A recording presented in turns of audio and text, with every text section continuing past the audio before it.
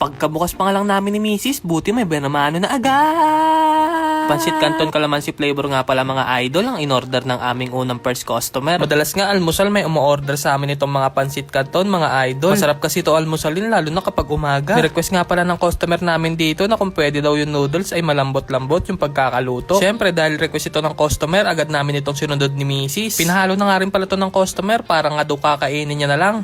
Pagkatapos nga nun mga idol, may umorder nga pala ulit ng 3 order ng Pansit Canton na extra hot. Inisahang luto na nga lang pala to ni Mrs. mga idol para nga mabilis yung pag-prepare niya. Nilagyan niya na nga rin pala to ng mga seasoning sa ibabaw mga idol na powder at liquid. Hinalo-halo na nga rin pala to ni Mrs. mga idol para naman talagang hindi na matrabaho pagdating sa customer. At alam nyo ba yung pinakamasarap dito mga idol, nagpa-add pa nga yung customer dito ng sunny side up egg. Ang sarap nga nito mga idol lalo na kapag malasado yung pagkakaluto ng itlog. Pagkatapos nga pala ito prepare ni Mrs. pinagbabalot niya na nga pala yung mga pagkain dahil nandito na nga pala yung customer namin na pipick up nito. Ni-rate nga pala kami ng overall satisfaction ng customer dahil mabilis nga daw namin natapos yung order niya.